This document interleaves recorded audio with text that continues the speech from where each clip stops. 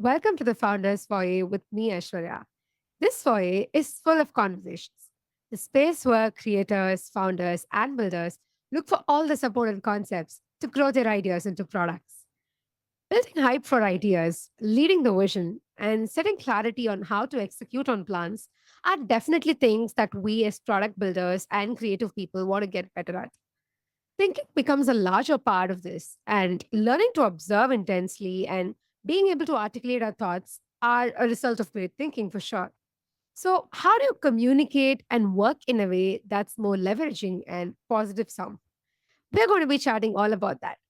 Wes Kao is an entrepreneur, marketer, coach, and advisor, and she also writes a fantastic newsletter. She's a co-founder of Maven, an edtech startup that raised 25 million from first round and Andreessen Horowitz. Previously, she co-founded one of my favorite programs, Alt MBA, with best-selling author Seth Godin. West's essays are deep reads and they help you vividly experience the how rather than just merely stating points. And I, as a follower for a long time, can definitely attest to that. Hey, Wes, thank you so much for being here. It's great to be here. Thanks for having me today. Awesome. So, Wes, we've got like a ton of things to chat today, but I want to get straight at what got you deeply excited about the A players and high performers among so many other things? And you just started building around this theme, right? What made you just start at this? Yeah. You know, I've always been fascinated by topics where, from far away, it looked like magic. It looked like the person was just born with this skill or this personality trait that allowed them to be good at a thing. And, you know, I think that so many of these skills that look like magic from far away are actually learnable. That if you Hmm. break them down and dissect them into component parts and understand the levers that you have available and what variables you should be looking at, you Hmm. can learn these skills yourself. So topics like managing up, thinking rigorously,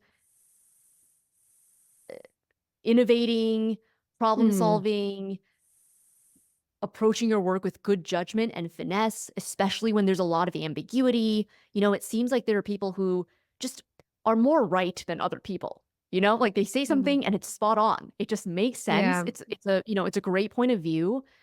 It's a good insight. And, Hmm. how do we become people like that? How do we Hmm. improve our ability to be more right more often? And I think that that's so important because we have only so many levers as founders, product builders, marketers. Most other founders out there have the same levers as you do or similar ones. So, how can you make the most out of your situation Hmm. and the levers that you do have available so that you are noticing what other people miss? I think that the most Hmm. obvious things everyone is already doing. There's no gains to be had by just doing the most obvious basic things. It really is Yeah. about noticing what other people don't notice and then acting on that and exploiting that and using that to your advantage. Yeah, totally. And I really see how you call this as magic because a lot of it is being able to observe and not just keep those as silos of information within us, but knowing how to connect and knowing how to create what we understood and reflect that back in our work. And for that, I think what you said really makes sense in terms of being able to learn these skills and what better way than getting better at every opportunity that we can. And to me, I think when I was just hearing you, it took me back to how when most of us as product people or founders, when we start our journey, we always look at folks who have done this and who always look at folks who've been in the journey before us. But there's always this thing about, hey, like they're doing something great, but I really don't know what it is. And I don't know what it takes for me to do the same thing. So it's kind of nice to put it out there that these are learnable skills and these are very transferable. And it's not just that, it's like it's cut and right for that particular person. So I think somewhere the learning part would really like, help somebody who's just getting started today to understand that this is a journey, but this is completely learnable. And it's also something that I can get at because there are skills for me to look up and get through. Hmm. Absolutely. Yeah, yeah. So completely agree with you there. And I think to me, when I look back at what you've done with respect to building for A players, right? With respect to both Alt MBA and Maven, which both of them are in edtech, very closely related, and focusing on these high performers and giving them the space to get curious to learn what it takes for them to perform at their best game.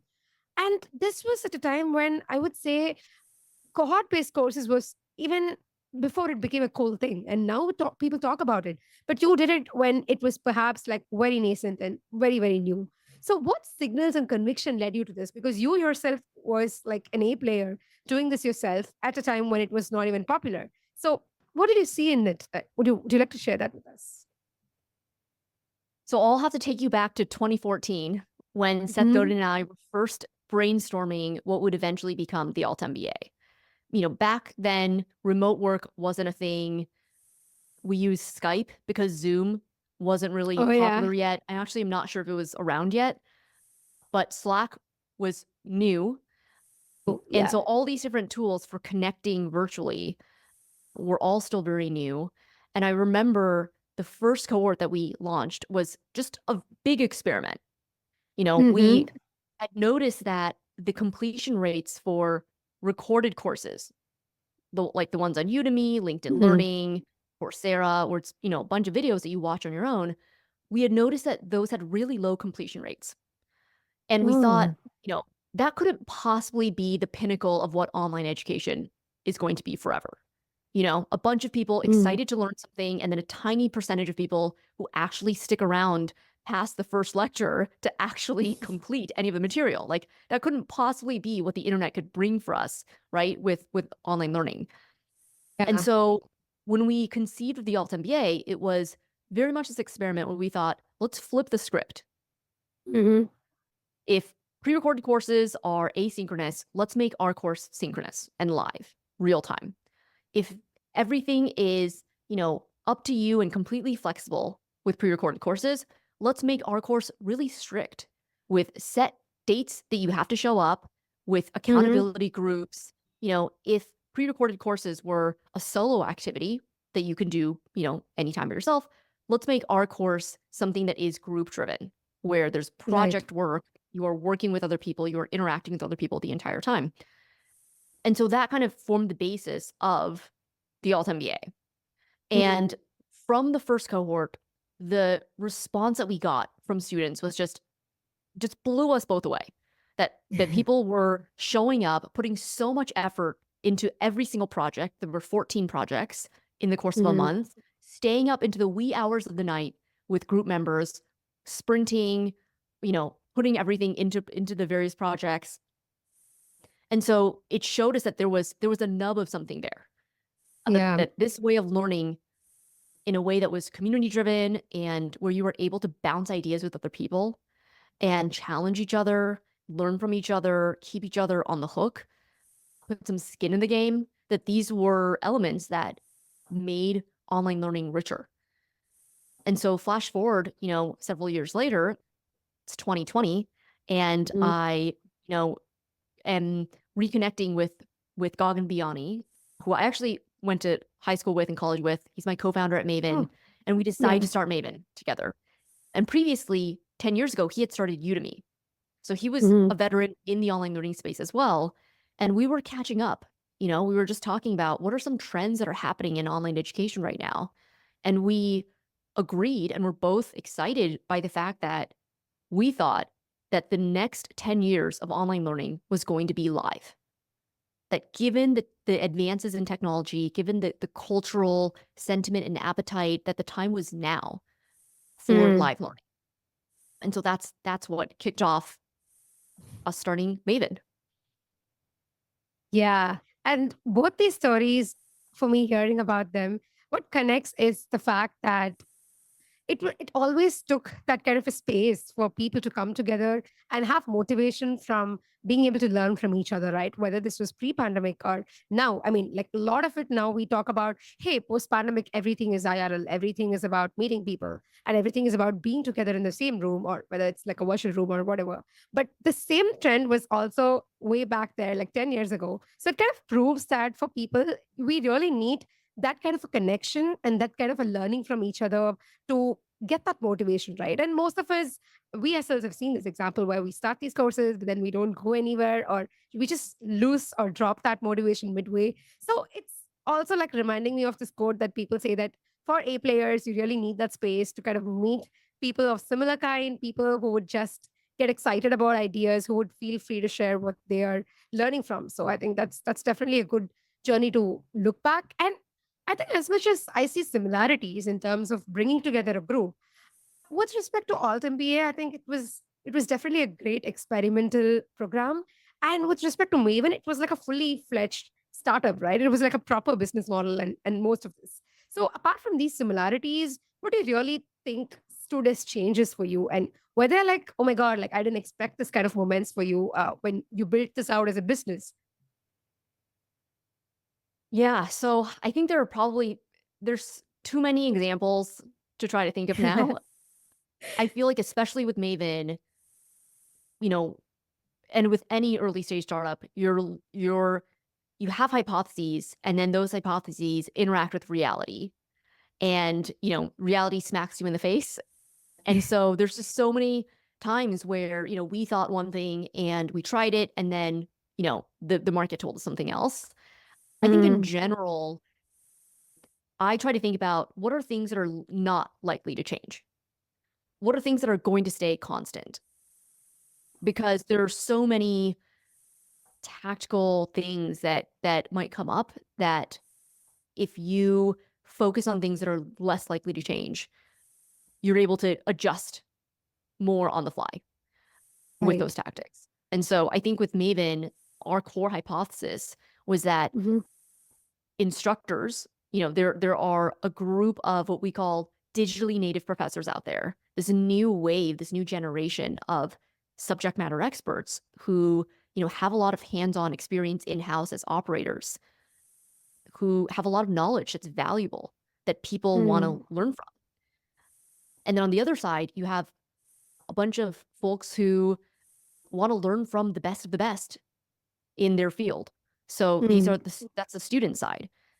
And mm, so, these are UX designers, marketers, founders, product managers who want to sharpen their skills. And they don't yeah. want to learn from, you know, a professor who hasn't been in the field in 30 years. You know, there was a time and place for that. And, I'm sure most of us are glad, we did university, went to college. But once you have hands-on experience and you are solving hairy problems on a day-to-day basis, you want Mm, to learn from someone who has solved similarly hairy problems in the field, right? In the wild, on the ground. And so our premise was that if we could find a way to bring these two groups together, that right. this could be really value add for both sides. Yeah.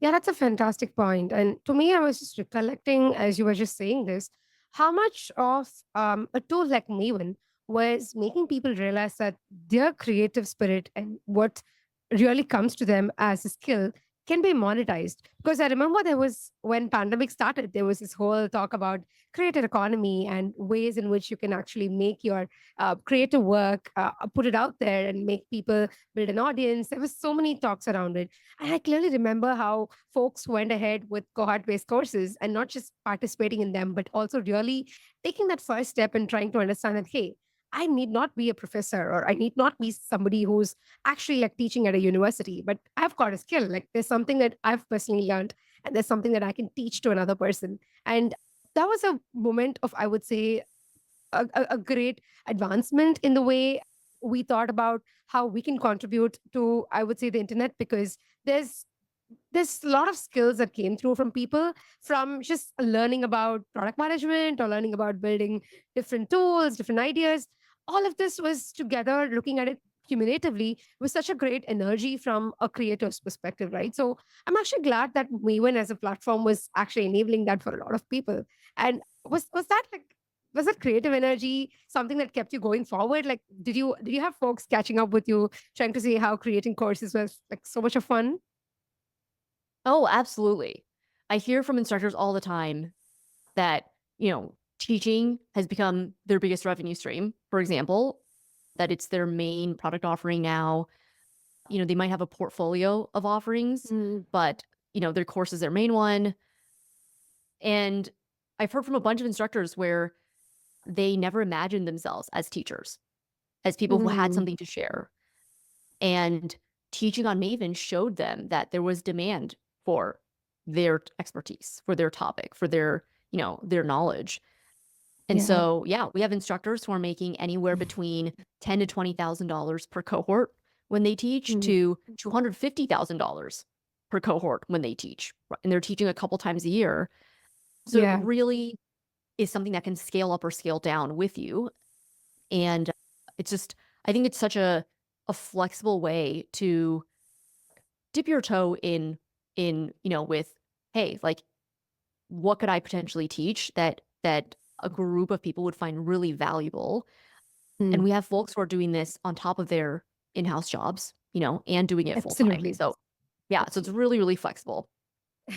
Yeah, and I think that's the main USP, right? Because it gives people the flexibility to think that I don't have to give up one thing in the pursuit of another. And there's like the way that I can balance this whole portfolio of things. And with respect to especially getting a new identity. And I think that's very powerful because a lot of times we've been there, we like shipping things, whether it's a podcast, whether it's a newsletter. The way we get started off with that is was at least like much more better than the way we got started with the course or the way we started trying to share what we know as from a knowledge front. So I think it gave people a new identity to think about, and I think that's the most powerful part of what led folks to teach or become tutors or coaches. Hmm. Yeah.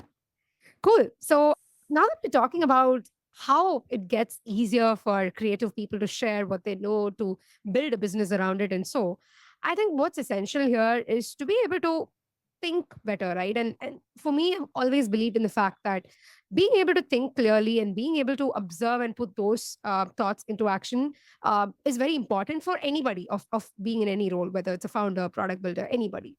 So I would like to touch upon this concept that you often keep talking about, the lazy thinking versus rigorous thinking. Can you share the difference and what it takes as a mindset to build rigorous thinking?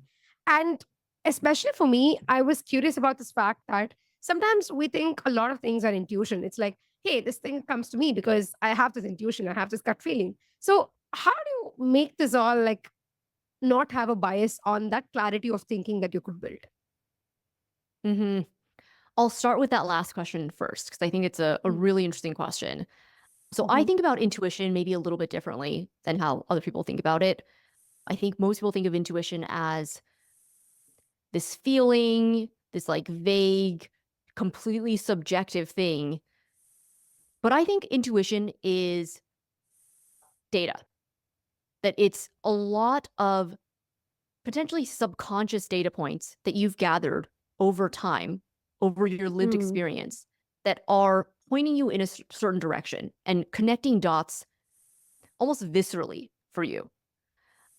And so, I think the challenge with stuff like intuition and gut feelings is if you share if you share your thought with your team, for example, and you say, well, this is a gut feeling or this is my intuition, and you leave it at that, that doesn't give Mm. people a lot to work with. It doesn't allow them to push back on the logic or the thought process of how you got there. And it doesn't allow them to vet that idea. So if you have intuition or if you have a gut feeling, I think what's important is taking the next step, which is explaining where is that intuition coming from, breaking it down for people, right? And if you think about it for 3 minutes, you'll probably realize where this intuition is coming from. That, oh yeah, the Mm. last 3 times I did this, this happened, right? So your Mm. body, your mind jumped, to the conclusion of, oh, like, here's this gut feeling warning for you, right? If you just say, oh, well, this is just my gut feeling, that's not enough.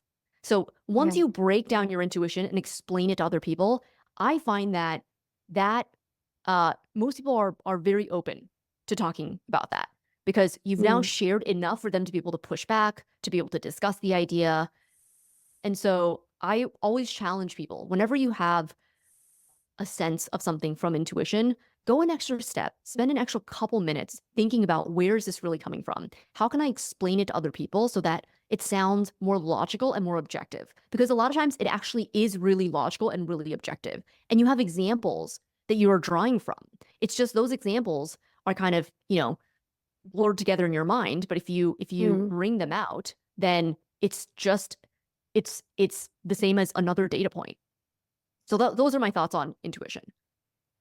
Yeah, no, absolutely. And I love this take on intuition because often what people say when it comes to intuition is the things that can't be explained and the things that would otherwise be more like, hey, I get this as a feeling, and this is something that I really can't go about telling you why and what of it. So it's like how people used it as an excuse to sort of push their Yes. opinion forward, like kind of say that, hey, I'm so sorry, but then this is like an intuition. And for founders and product people, this obviously became more like a logical reasoning to say that we have to implement on this or we have to get this going because I have an intuition on it. And the more you are in the hierarchy above, I think the more it was taken up as an excuse. So I like this point where you're trying to extract the thinking behind the intuition, but trying to make logical sense out of it, like trying to really make it as a data point. And I think that's a very, very nice way to look at intuition, which people otherwise think the touchy-feely part of it and not really relate that with the data part of it. So yeah, that's something that people can try from next time. Absolutely. I think I love your example of people using the excuse of, oh, well, that's just my intuition, as if like that's the end point. So to Yes. me, that's the beginning. Saying something is your intuition is the Yes. beginning point, not the end point. If you treat it as the beginning, then you need to follow up with what is your Mm. logic, your thought process, your rationale for this intuition. So it should open the conversation, and then you follow it up. You don't just end there as kind of like a way to end the conversation. Yeah, no, absolutely. And I'm also curious, is it also when people treat this start of the point of how this intuition comes as a curious path and travel like along with it and try to figure this out, because oftentimes when we get intuitions we kind of think that, hey, this is all it is, and shut the doors, and we never think that could be like a point that could lead to a very different analysis or a very different outcome per se. So where you start and where you end could entirely be different with that intuition. But I think somewhere people think intuition as a safeguard, like somewhere it becomes more like the end answer. But whereas, like you said, it's just the start of an answer. And perhaps where you end at for an outcome could be completely different from where you started. But it does take a sense of curiosity and also the Mhm. courage to explore and go forward, right? Yeah, absolutely. And I think that that curiosity about your own Mhm. intuition is so important and so crucial, especially if you are a founder, especially if you're Mm. early stage, if you're a product manager, if you're building something new that hasn't been done before, there's usually not a lot of historical data to go off of, Yeah. right? You're not able to prove that the way, what you're suggesting is the best way. And Yeah. so often, especially in the early days of a project, it's really shaped Mhm. by the intuition and taste of the product builder. Yeah. So, it's such an important part of the process. And I think Mhm. it becomes more palatable, um, this idea of intuition, when you can add a bit more objectivity to it. So that's one thought. The other is I just got off a coaching call with one of my Mhm. clients where we were talking about intuition on with the context of hiring and interviewing candidates. And I was saying how, so many founders, I think, squash that feeling of intuition that they have sometimes. So you're interviewing a candidate, they'll say something, and you'll be like, hmm, you have a question about that. Like you either like are not really sure, if you believe what they said, or you want more detail, or there's something that doesn't Mm. track, right? And you think, but then you just kind of brush it away.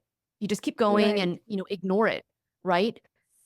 And I told him, whenever you feel that, you should make note of it. Mm. Pause, make note of it, because that's data. There was something that the person said that attracted your attention in some way. It could be positive, it could be negative, but Negative. don't just ignore it, you know? Mm. And this is often where we look back and we're like, oh, well, there were so many red flags that I saw. The person said these five things that all pointed in, in the wrong direction. And I believe that in those moments when the person said that, maybe there was a little bit of a, in your mind that going forward, you should acknowledge that, and pause and investigate, unpack it, and figure out what's going on there. I think over time that makes you better at reading people, at Mm. reading situations, at seeing the signal through the noise, of Mm. being more right more often. If you just ignore those intuitions and you don't really, think any more deeply beyond what's surface level, it's really hard for you to improve on on a skill that's as ambiguous as reading between the lines or, you know, trying to assess the truth from what people are saying, right? This is like very ambiguous stuff here that Yeah. has so many variables. The way that you do it is by practicing and is by Mm. having real, examples, real interactions with people, Mm. but, not just going through it in a robot like just checking out the box way, but Yeah. being more thoughtful about it. Yeah. And it's also like you said, connects to a lot of other aspects, right? It starts off as getting better at being able to articulate your intuition, but slowly it gets better with learning to read the room, learning to understand what your likes and dislikes are, like the better awareness about yourself. And a lot of it interconnects. And I think that's the exciting part for me as I hear this. So this is one angle to thinking deeply, clearly. Are there like other aspects to building this mindset, West, like in terms of hey, if I were to say this is what gets you better with rigorous thinking, what else is there in it? Yeah. So I'll start off by defining rigorous thinking. So Mhm. rigorous thinking is having a systematic way of making decisions and asking critical questions about strategies and tactics that you want to pursue. And so it's really being a bit more thoughtful upfront about what you want to do and how it's really going to work Mm. instead of jumping right in. And, some people will say, well, Wes, I don't have time to be more thoughtful upfront, right? Like we need to ship, we need to take action, this bias towards action. And it's kind of counterintuitive, but rigorous thinking actually allows you to move faster because so many times when you jump straight in without giving something a bit more thought, you end up making a lot of avoidable mistakes. So I personally hate avoidable mistakes. I think good mistakes are ones where you couldn't really have predicted it. You're learning a lot from it, right? There's going to be some baseline of mistakes you're going to make when you do anything. Mm. But avoidable mistakes, those are things that you could have reasonably foreseen. That if you had thought Yeah. about it for 5 minutes, you would have been like, oh, yeah, that's obvious that like this thing was probably going to go wrong, right? Or like this is obviously a risk that we should address and think about, right? So it's really being a bit more proactive and thinking about how is Mm. this going to work. So I have a great analogy that I absolutely love. It's from Mm. the TV show South Park. And in season 2, the characters of South Park want to start a business. So Mhm. they have a plan. And their plan is step 1, sell underpants. Step 2, question mark. Step 3, profit. Dollar sign, dollar sign, dollar sign, dollar sign, right? And it's, when you think about this, it's so obviously bizarre. Like, you know, the question mark for step 2 is the hardest part. Like, how is this going to work? And how are you suddenly going to have, all this revenue and all these profits? But that is actually how, many times we approach ideas and pitching our ideas. You'll Mm. see a competitor do something and you'll go to your manager and say, oh, I think we should do this. We need to do this. So and so competitor is doing this. Like, we're going to be behind if we don't add this feature, if we don't do this campaign, if we don't try to go after this market. You'll come up with these ideas that are not really rooted in any logic besides shiny object syndrome. Like, you got Yeah. distracted, you saw this thing, it looked kind of cool, and all of a sudden, like, we need to put real resources, real headcount, real dollars, real time towards building this thing. And so, it's really counteracting that urge to get distracted by shiny objects and instead to think about what are the crucial questions that we should really ask here to vet whether this makes sense for us, whether the juice is worth the squeeze if we embark on building this. What's the hard part here? Mm. If that thing doesn't work, then the rest of it is null. Who is it for? What is this for?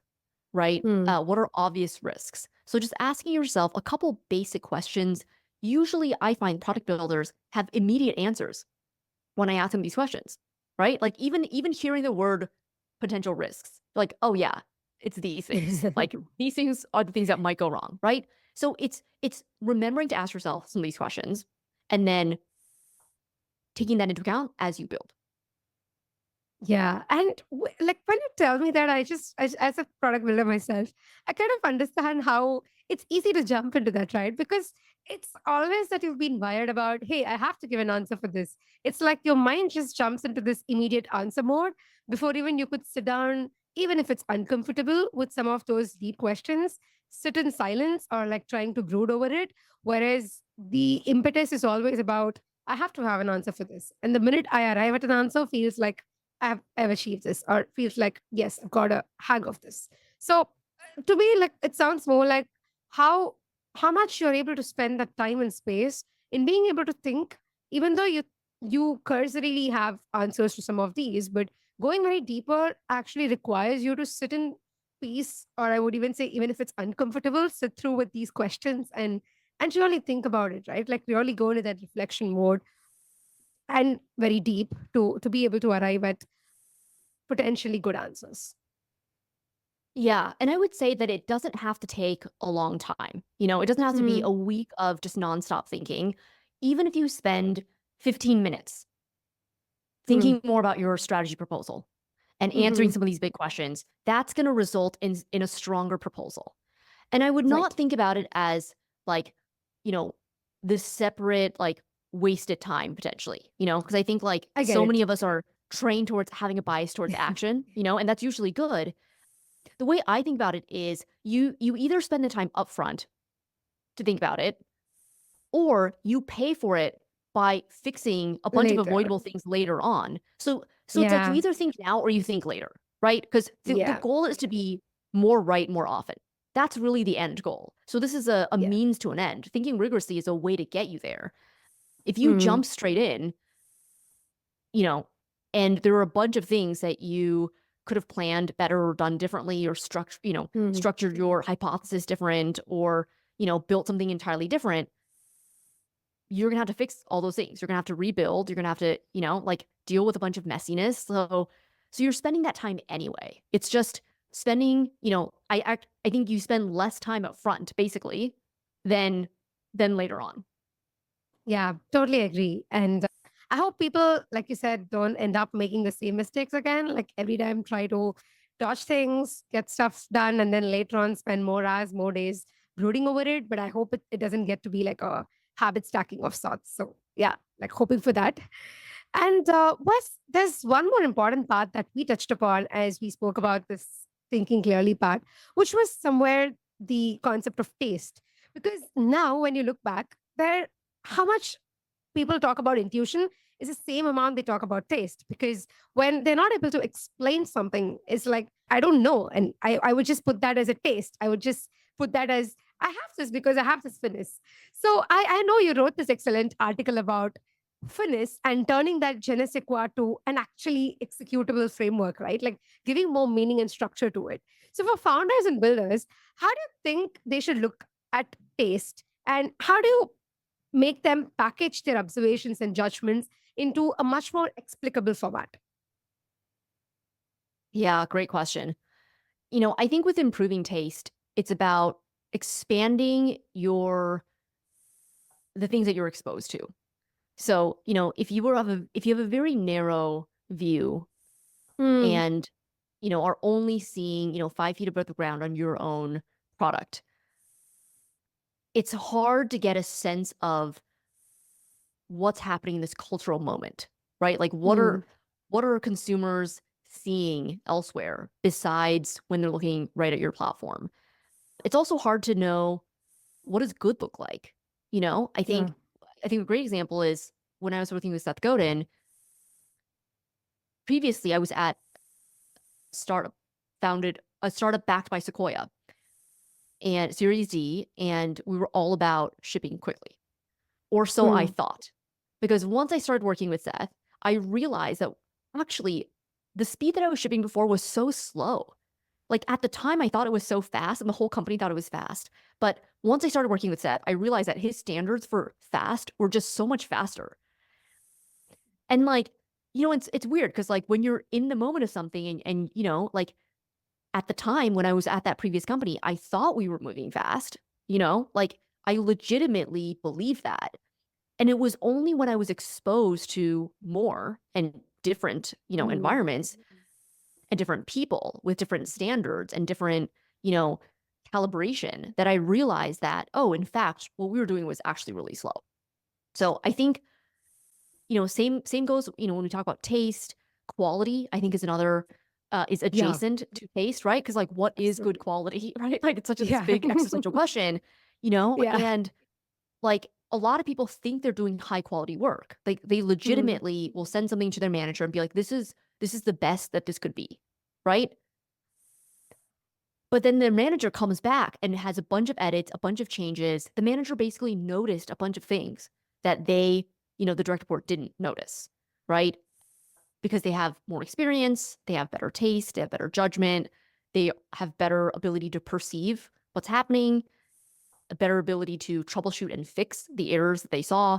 So these are all kinds of, you know, skills that that more junior person might not have, but in that junior person's mind, like what they did was really high quality. Like that was like the best Mm. of the, that they could conceive and imagine until their manager came back with an updated version and they're like, oh, wow, like, okay, yeah, this is a lot better. Right. So I think exposing yourself to more so that you can see a broader range of what quality really looks like and have a better sense of benchmarking, I think. I think the benchmarking is so crucial Yeah. because I think often it leads to you raising your own standards and realizing Mm. that, what you thought was fast before or high quality is not nearly objectively what the global maximum is. It was very much a local maximum of like what you Yeah. thought was fast or high quality. Yeah. Yeah. Oh, like I love the word usage because I really like local maxima as a phrase, and I'm so glad you used that. I, I think it's also like somewhere trying to constantly break your bubbles, right? Because you're living in different bubbles within your head and you think this is great, this is the maximum I could do, and this is like fantastic. Wow. And then there's a bubble that bursts because there's another influence that gets coming in. And then you travel along with that, and then there's another sphere, there's another one, and there's Mhm. another one. So I think it's like how you keep stacking different bubbles. And towards the end, when you look back, there's always these nice Venn diagrams that come out of it. There's like always like nice intersections that came because of these bubbles. But it's also you have to go through these to be able to build that sense of quality that or the taste that we spoke about, because it's perhaps not just out there, and without effort, I guess it's going to be very hard to be able to build that sense. And I mean, if somebody's going to just tell you that I don't know where it came from, well, yeah, like we still have to figure that out. But I think taste has definitely suffered from this whole I do not know where this is coming from sort of a thing. So yeah, like I think this like makes sense to be able to constantly expose oneself to greatness, to perhaps what we see Mhm. as better versions of it. Yeah, and I love what you said about how with taste it's similar to intuition where people kind of Hmm. use it as this all-encompassing like, oh, like not sure where it came from, which goes back to your earlier question of how do founders package or product builders Yeah. package their thoughts, especially Mhm. around something that feels rather subjective like taste. And I think it again goes back to going a step further to explain your thought process.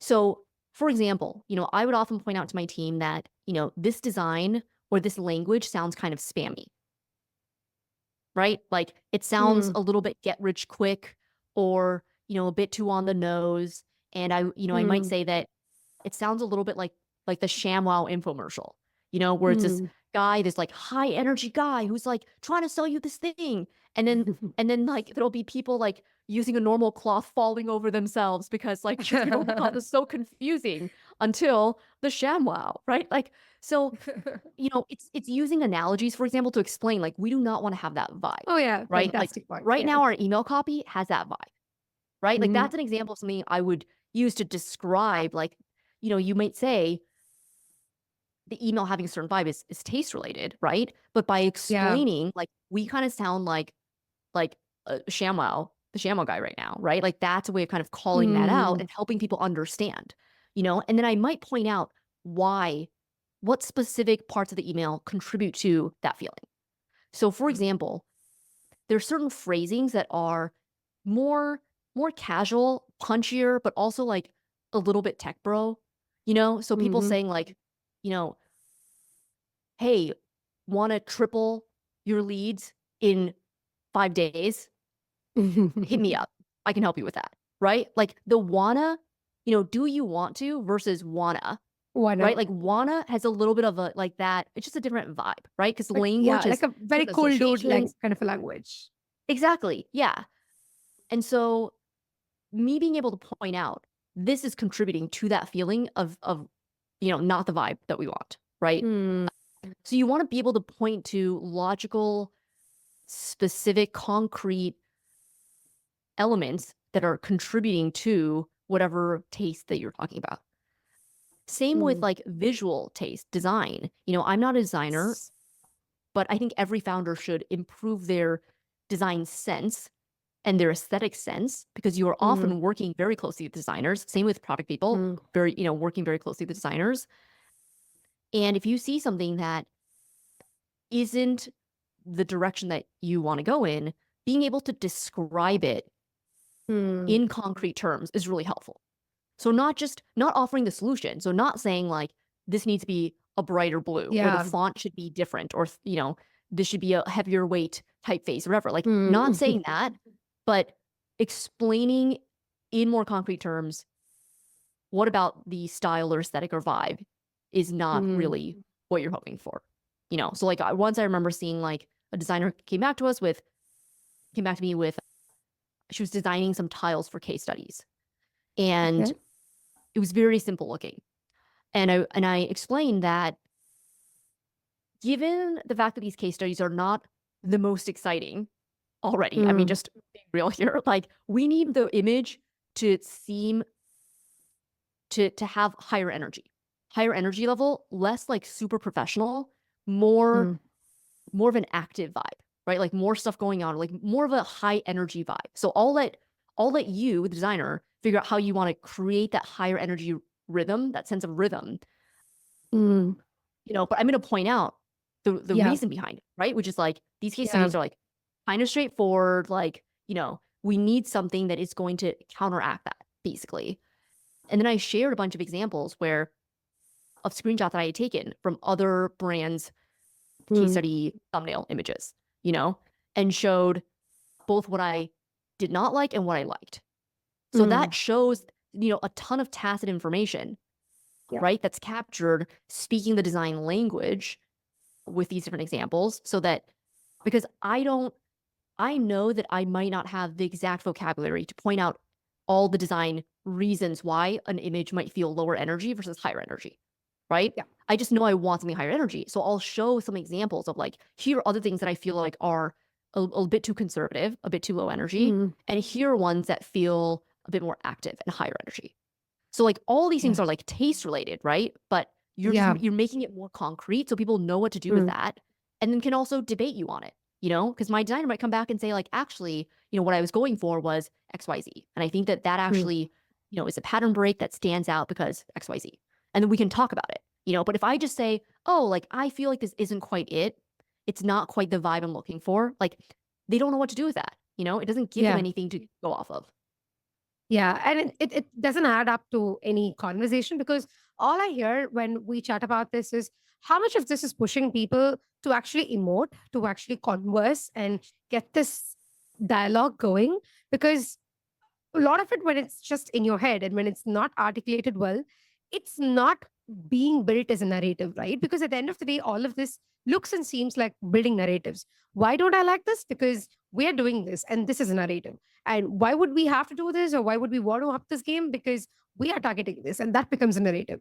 And it's like how you said, the vocabulary part, this is getting shared. A narrative goes from you to the designer to another person, and this just keeps building on that shared vocabulary. I mean, like, I can't like, not go back to this thing that Shreya, though she often keeps talking about as well, called the shared vocabulary for product people, where we tend to agree upon certain terms and we tend to stick on to these terms to kind of catch the scenario and say, hey, like, why don't we do this because this looks like ABC syndrome? And why don't we do like a shitty first draft? And I know, like, he picked up that influence from you for sure. But yeah, it's like being able to give that narrative a name and being able to like constantly keep at it and hinting at it is a great sign of surfacing this up again and again. And that's going to build more of, I would say, cognition to it. So the next time you see something, you know that this is of a good quality or this is of a good taste because you've been exposing yourself continuously to what good taste could look like. So yeah, that's like a very fantastic way of putting things together. Thanks, Wes. Awesome. So there's this part about when we talk all on taste and quality. I'm also like curious on this aspect of it, which is being able to take all of this without hurting one's ego, right? Because when we talk about voicing out our opinions, talking about taste, we are going to be reciprocated back with more opinions from people. And like, let's say the designer in your case who comes back to say or who comes back to add an argument, we sometimes might not go with the opinion that we started with, which could perhaps look like this particular feedback is hurting our ego. So, how do you balance out this ego kind of a game? And how do you actually focus more on the context of the credibility and reasoning and let go of ego on the side? Yeah, I think the best way to not get your ego caught up in any particular direction is to think about doing what's best for the business.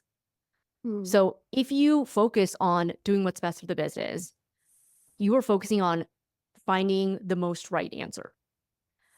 And so if that comes from the designer pushing back or me pushing back on their pushback or whatever it might be, we are both trying to just get to the right answer.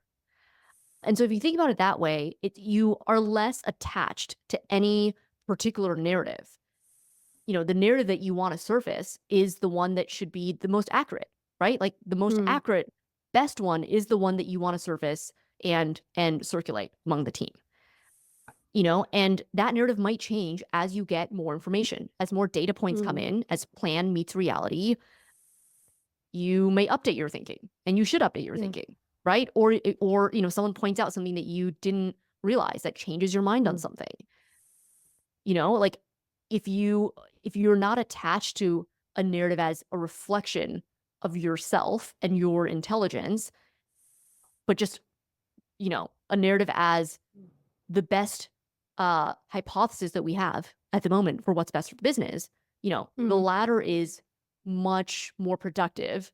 And you also are going to be much more willing to not have blinders on, right? To just like do Hmm. whatever it takes to keep your narrative, because that's really unhelpful. And I think subconsciously we can kind of get pulled in that direction. Hmm. Yeah. It's like how people say that the product wins at the end of the day. It's not your idea, my idea, but what really goes on for the product and what works out for the business. So yeah, coming back to the root of that, yeah, makes sense. Cool.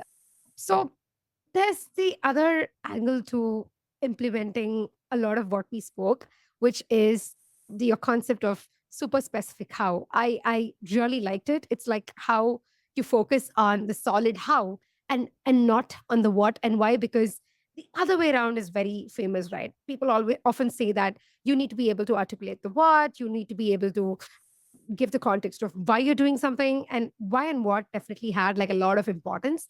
But the part of how and being able to walk people through and being able to help people see a vivid picture is not given that much of a focus on. And it's not just in cohort courses or not just in business, right? It's going to be useful for product pitches, it's going to be useful for our everyday conversation. This concept of super specific how seems very interesting. Can you walk us through, like, how did you get to coin that phrase and what it really entails? Yeah. So I originally coined that phrase through the lens of core-based courses, but as you said, it really applies to anything that you are writing, building, any pitch that you're sharing. And I think the insight came from how most people spend 80% of the time talking about what and why, and then Mm, 20% on how, when really it should be flipped. it should be 20% on the what and why, 80% on the how. And my caveat for that is it depends on how controversial the idea is. The more controversial the idea is, the more you should spend time describing the what and the why, so people understand what it is and contextualize it, and then a bit on the how. But many ideas are ones that are relatively straightforward, that people kind of already intuitively get. And you don't need to actually spend so much time beating the dead horse talking about the what and the why. So an Yeah. example is, one of our early product courses, the product manager had a section on the importance of communication. And it was this 80-20, where 80% was on why communication matters for product managers. And I was just like, every product manager knows communication is important. Like, I mean, maybe very junior people don't, but the people who are taking your course know that communication is important. Like, you do not need to make this argument, right? Like, it is Yes. known, it is agreed upon, right? So the hard part is the how. So Mm. how do you communicate when you don't have formal authority? How do you communicate to tell hard news to stakeholders and your CEO for telling them something they don't want to hear? How do you influence engineers when you are not technical? Mm. These are all the how, meatier, trickier questions that you should spend the majority of your time talking about those things and teaching those concepts, not on saying like communication is so important, because product managers need to share their ideas, blah, blah, blah, blah. Like that's too obvious, right? Yeah. So I think it depends on your audience's knowledge, your baseline knowledge, and then be Mm. really honest with yourself about how controversial is the claim that you're making. If you are, Mm. for example, going to propose that your company completely do a 180 on a strategy and abandon their current market to go after a completely different customer, well, then you should explain the what and the why a bit Yeah. more, right? Like, because Yeah. that is like legitimately quite a big change, you know? Yeah. But if you're proposing a certain strategy for, increasing growth by 20% this quarter or something, Mm. like, you don't need to explain why growth is important. And right. And like, Everybody gets it. everyone kind of already gets it. So, Yeah. focus on here's the idea, here's the hard Mm. part, here's how it would work, here's why I think it will work. I will also say that you should always cover all three. It's just what percentages do you want to Yeah. allocate, you know? Yeah. Mm. And yeah, make sure that you're not accidentally wasting time or talking down to your audience by like over explaining something that everyone already Mm. gets. Yeah. Yeah. Got it. And I think, yeah, it comes down to the context of the situation, like we were rightly discussing, like where the why, what, and how part would need to be shared on the percentages front. But I think the how part is pretty interesting because it's kind of also making the person who's communicating this having to be very clear in the first place, because with the why and the what, it's easier to beat around the bush, right? It doesn't have to make that sense very clear. Like For you can sure. go on to say, it's very important and this is going to get us there. And like I can keep talking stories and stories on it without actually getting to the right point. But I think how gets you quicker to this to being able to set that out clearly. And this is where I think most of the people are very scared or like somewhere not really pushing to that how, because they do not know how to think clear in the first place, which I Yes. think goes back to what we discussed with rigorous thinking. So I love how all of these concepts kind of like fall in place together.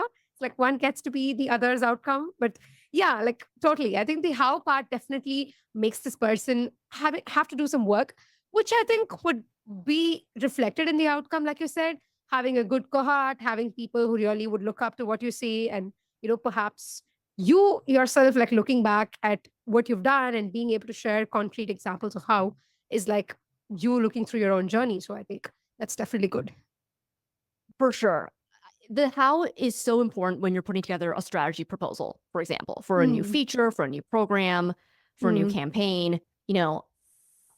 I have gotten so many strategy proposals from direct reports before who, they'll talk about this idea. I'll give an example. Someone recommended doing Maven Con, like a mm, conference for Maven instructors. mm, People fly in, meet in person. And you can describe the what of like, okay, what is this, right? This conference. The why, well, this is going to, improve community. It's going to get people really excited and inspired. They're going to be able to share ideas, et cetera, et cetera. And like, that's all like more theoretical and kind of easier to BS. But then when you are forced to talk about the how, like, how will this drive revenue for us? Mm. How will this convert more instructors for us? How will this increase the average cohort size and the number of cohorts people run per year? Those are metrics that we want to grow and improve on, right? Like, you quickly realize that this is going to be a shit ton of work to put on this Mm. huge conference, and the upside is not very high. Like, this is more of a brand awareness, brand play Yes. that is a tactic that is for a later stage company than the stage that we're in. That Weird. there are Yeah. about a dozen other tactics that we could do that would move the needle and drive the business more than doing MavenCon. Mm. So this Yes. is where rigorous thinking comes in again, is if you ask yourself, well, Mm. what are the results we would need to see from Mm. MavenCon? And you start, thinking about how it would actually work and how would you get someone to launch more cohorts from doing this, right? Versus like running a webinar every week for Mm. your most engaged instructors, tackling the hairiest problems that they're facing, right? Like, that is a much more Yeah. direct way to move the metrics we want to move than like MavenCon. So that's an Yeah. example where I think the what and why are like, oh, like you can get so inspirational about it. Mm. But when you need to defend your how and you need to explain your how, that's where things really fall apart and it becomes clear. Often to the person who's writing the doc. Like, a lot of times, like, I'll ask them, like, think more about these things, and they'll come back to me and they'll say, like, oh yeah, like this is not Mm. going to be, the juice is not going to be worth the squeeze with doing this, Yes. right? And you come to that conclusion yourself once you ask yourself these different questions and you Mm. try to think about the how. The other part about the how is sometimes I like to imagine, like, let's say we approved this. So, Mm. usually like PMs, like, you're used to needing to make a case and fight for your idea for a while, right? Yeah. Let's say that we approved it. Let's say your CEO says, yeah, go do it right now. How would this actually work? And when are we going to see the payback on doing this? Mm. Like, what are Yeah. the next steps actually? And, I think sometimes we're so prepared for the fight of need of getting that Yes. approval and convincing someone that you're like, oh, actually, like, once, like, if I assume that we're doing this today and you think about what you would actually do, like, you realize that you don't have access to this group of people that you need to have access to, or that you don't have this crucial part that would Mm. actually be part of this all working, or that in order to launch this feature, we actually need to have this other thing that we don't Mm. have yet. We'll have for another 6 months. So there's no point in Mm. like doing this now because you can't until that other thing is ready, right? So it's like all these practical considerations from the Yeah. how start to surface. Whereas like, if you only focus on the one why, like, you're just so focused on selling that vision and that dream that you don't really even think Yes. about like these really practical considerations that you Mm. should take into account. Mm, you're very, very relatable. And yeah, I think I'm found guilty with the last part that you said, because most often when you're very early into your product building career or you're a founder, it's kind of easy to give into this thing about my work is just to convince somebody or like just to get a yes for the idea. But perhaps like what would happen if there's a yes and how would this go forward is something you only learn out of like getting stuck somewhere and then like trying to come back to the starting point to say, had I like thought about this back then and taken a better measure, then a lot of this could have been avoided. So I think it's a thing of definitely like experience telling you more, and like all of these questions that we're talking about and time to be spending in like answering these questions are definitely like good exercises to get us in that direction, because it would like definitely save time much later on. So yeah, like I hope for the listeners today it's more on practical like understanding of these techniques that they could carry out in their like day-to-day lives, and like get better with thinking. Awesome. Yeah, so we're at the end of the session. Wes, thank you so much. This was fantastic. I think for me, the conversation was super flowy because we just like jumped from different sections, but together all of this connected well at the end. And I like how for somebody who's listening today, there's like a concreteness to, okay, so if I think better, there's like these areas that's going to like really get benefited from. And this is how I have to like start acting. So thank you so much for sharing some of these real time anecdotes with us and what you went through in your own journey. Absolutely. Thanks so much for having me today. Awesome.